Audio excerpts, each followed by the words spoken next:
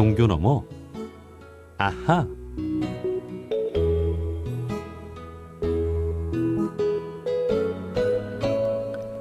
매주 월요일 코너입니다. 종교 넘어 아하.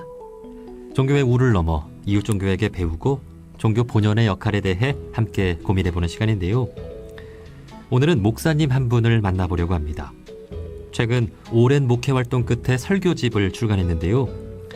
종교인이라면 어떻게 살아야 할 것인가? 한국 사회에서 종교의 역할은 무엇인가? 우리 모든 종교인들이 공감할 만한 내용을 담고 있습니다.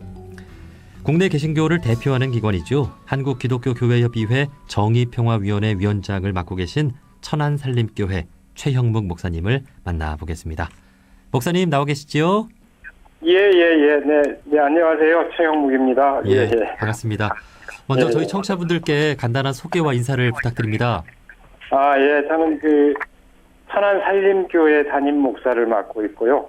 방금 소개해 주신 것처럼 한국기독교교회협의회 정의평화위원회 위원장하고요. 그다음에 제가 속해 있는 한국기독교장로회 총회 교회와 사회위원장, 몇 가지 직책이 있는데요. 주로 한국교회의 사회적 실천을 담당하는 그런 이제 직책, 그리고 그 뒷받침하는 한국민중신학회 회장 이런 역할들을 맡고 있습니다. 예. 자, 최근 설교집을 출간을 하셨는데요. 그간 목회 활동을 하신 지는 얼마나 되셨나요? 말씀드리면은 제가 교회를 시작한 것은 천안사임교회를 시작한 건 20년 됐는데요.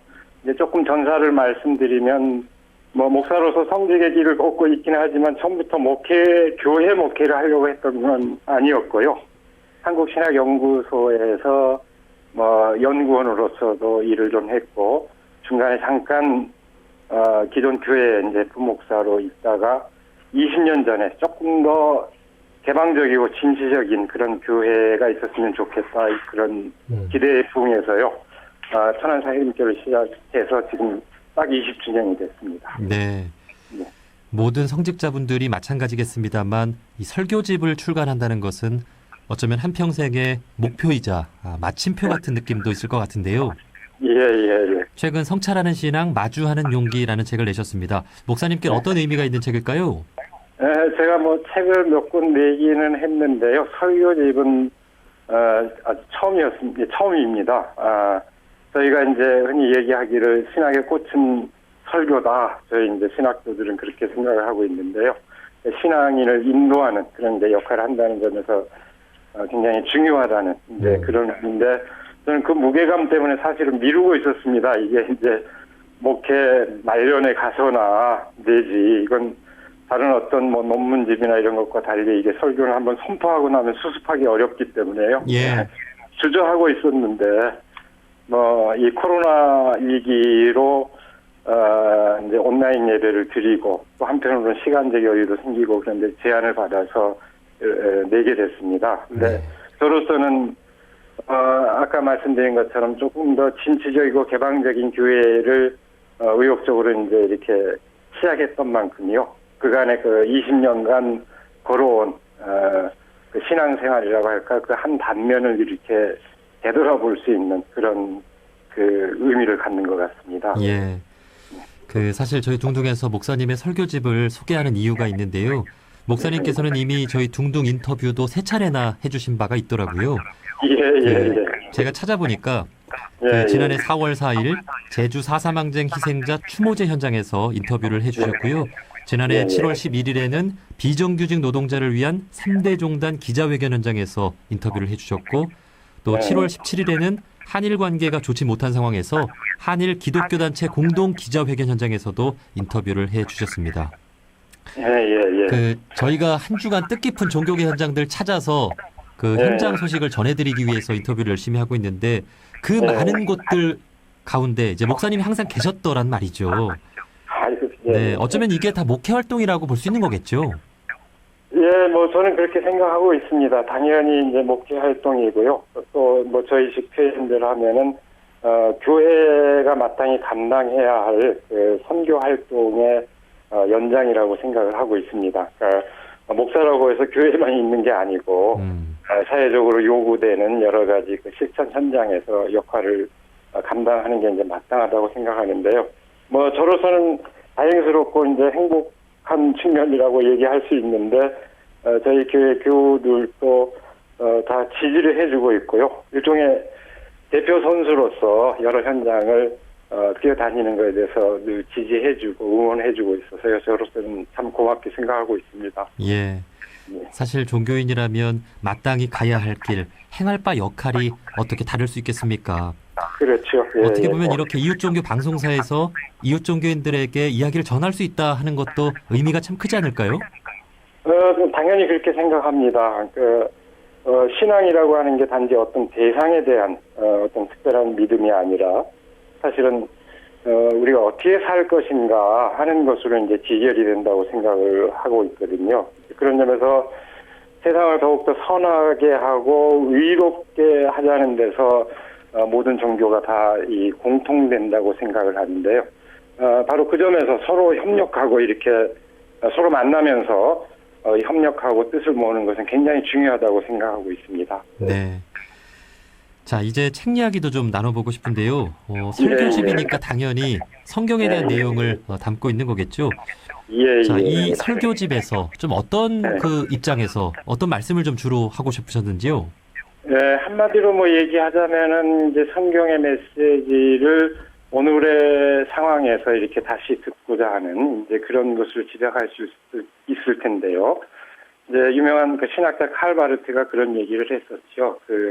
한 손에 성서, 한 손에 신문. 이 말이 이제 함축하는 뜻은 뭐냐면은 성서라고 하는 건 이제 성서의 메시지가 뭔가 그걸 이제 찾아가는 이제 그런 물음을 함축한다면 신문은 오늘의 시대 상황 또는 이제 그 시대 상황 속에서 사람들이 어떤 것들을 추구해야 할 것인가 하는 어떤 시대 정신이라고 할까요? 이제 그런 것을 그렇게 이제 상징적으로 표현했다고 볼 수 있는데요. 뭐 결국 바꿔 얘기하자면은 오늘 그 시대 정신의 맥락에서 성서의 이제 메시지를 들으려는 이제 그런 시도라고 생각합니다. 뭐 저는 이제 특별히 또 민중신학을 이제 하는 그런 입장이기 때문에요. 이 민중신학에 대한 그 입장을 뭐 잠깐 소개를 드려야 될 것 같은데요. 네. 이건 다른 게 아니고 이 민중신학은 사람들이 울고 웃는 그 삶의 현장에서 하늘의 뜻이 무엇인가 이것을 구하는 태도라고 이렇게 볼 수 있거든요. 그러니까 단순히 뭐 어떤 교리나 어떤 대상을 맹목적으로 믿기보다는 삶의 현실에서 때로는 우리에게 아주 불편한 어떤 진실을 마주하고 그 가운데서 스스로를 돌아보고 그리고 그 속에서 과연 우리가 어떻게 살 것인가 이런 것을 모색하는 것이 그걸 찾아가는 그 과정이 신앙이라고 생각하는데요. 네. 제가 뭐 이 책에서 특별히 얘기하고 싶었던 것은 그런 강조점입니다. 예. 그 종교가 우리의 삶, 우리의 일상 생활과 네. 뗄래야 뗄 수 없는 관계가 있잖아요. 우리 삶에 네, 그렇죠. 도움이 네, 되는 그리고 우리 민중들의 삶 속에 들어와 있는 신학 그런 입장에서 목사님께서 말씀을 전해주셨는데요. 네. 자, 오늘날 우리 종교의 모습을 좀 먼저 돌아보지 않을 수가 없습니다. 네. 종교가 제대로 된 역할을 하기 위해서는 종교계 내부를 먼저 또 살필 수가 있어야 할 텐데요. 요즘 종교인 수는 물론이고 종교에 대한 신뢰도 역시 점점 줄어들고 있는 모습이고요. 종교가 사회의 모범이 되어야 하는데 사회에 뒤처지는 모습을 보여주고 있기도 하잖아요. 목사님께서는 어떻게 좀 보고 계신지요? 뭐 그 점에서 이 개신교 목사로서 굉장히 저는 이제 부끄럽게 생각하고 또 다른 한편으로는 이제 그 큰 책임감을 느끼고 있습니다. 특히 다른 종교들에 대해서 제가 뭐라고 얘기하기는 어렵습니다만은 특히 우리 개신교가 그 사회적 신뢰도의 측면에서 현저하게 이렇게 떨어지고 있는 그런 모습을 보여주고 있어서요. 저로서는 이제 굉장히 송구스럽게 생각을 하고 있습니다. 그러니까 어쩌면 더 교회가 권위적이고 더 차별적인 이런 모습을 많이 안고 있는데요. 과거에는 오히려 이제 교회가 사회를 선도하는 이제 그런 역할, 그런 측면이 강했는데 오히려 최근에는 이렇게 이제 퇴보하고 있는 모습을 보이고 있어서 책임을 통감하고 있고요. 어쨌든 이런 상황 속에서 저희 기독교인의 입장에서 얘기한다면 결국은 신앙은 뭐 또 다른 말로 얘기하자면은 어떻게 이 땅의 현실 가운데서 하나님의 나라, 하늘나라를 구현할 것이냐 하는 것이 중요한데 그것은 어떤 막연한 것이 아니고 구체적인 우리의 삶의 조건들, 사람들의 관계 이런 것을 바꿔가는 것으로 이제 구체화될 수밖에 없는데 바로 그 정신을 교회가 다시 회복해야 된다고 그렇게 생각하고 있습니다. 예. 자, 목사님께서는 그래서 교회 내의 민주주의를 좀 실천하기 위해서 좀 다른 교회의 운영을 좀 해 나가고 계시다고 들었거든요. 예, 뭐 그렇습니다. 그러니까 뭐 아주 작은 그 일이라도요. 모든 교우들이 함께 의논을 모아서 하는 그 민주적인 절차. 저희는 정관에 아예 그렇게 명기를 했습니다. 모든 그 회의와 운영은 교회 운영은 직접 민주주의 원리에 입각한다. 이런 원칙을 표방하고 있는데요. 하나하나 그 다 의견을 구하고 있어서 어쩔 때는 뭐 결정 과정이 좀 더디기도 한데요.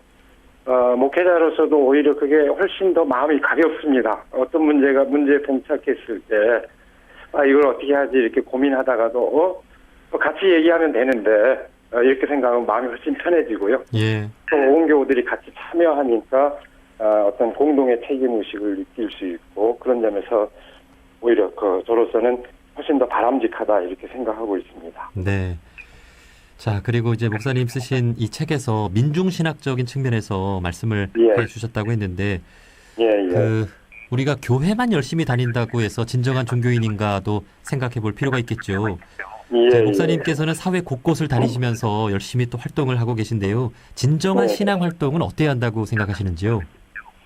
제가 뭐 조금 전에 앞서 말씀드렸지만 결국 신앙은 어떻게 살 것인가 이제 하는 문제라고 생각하거든요. 그러니까 근데 이제 이 물음에 대한 응답을 추구하는 그 과정이 뭐 개인적으로 어떤 신앙이 자기를 수련하는 이제 그런 의미도 있겠지만 결국은 오늘의 세상이 우리가 살고 있는 세상이 어떻게 하면은 좀 더 평화롭고 어떻게 하면은 좀 더 정의로울까 이것을 이제 추구해가는 그런 과정이라고 생각하거든요. 예. 그래서 바로 그 점에서 거기서 그것을 위해서 내가 해야 할 몫은 무엇인가 이것을 끊임없이 생각하고 추구해가는 그런 점에서 뭐 진정한 신앙을 갖고 있는 사람이라면 어떤 종교이든지 상관없이 적극적인 어떤 사회 참여 때로는 필요하면 어떤 정치적인 참여 발언과 비판 이런 참여도